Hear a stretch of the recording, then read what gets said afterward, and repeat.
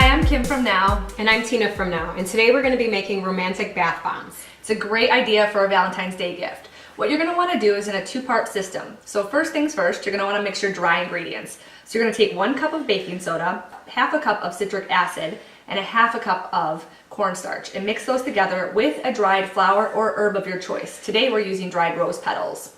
On the side, you're going to want to mix your wet ingredients, which is going to be the 2 teaspoons of liquid fractionated coconut oil and 3/4 teaspoon of water. We created a romantic oil blend using 16 drops of our Rose Absolute oil and 6 drops of our Ylang oil. Next, you're going to want to mix the two together. Make sure to mix the mixture very thoroughly.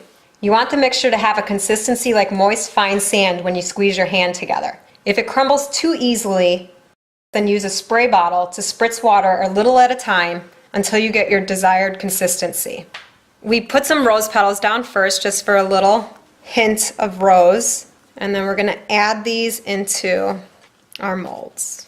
You can also use silicone molds, and again, you can decide to use dried herbs and place them at the bottom of the mold, or none at all, and just use what you currently have into the mixture. And you're going to do the same thing where you're going to fill the mold and press it down firmly. These are going to want to sit overnight to dry and harden before you try to remove them from the mold itself. And here's a couple of our finished products. This is a great way to enjoy aromatherapy in your bath or to give as cute little gift ideas.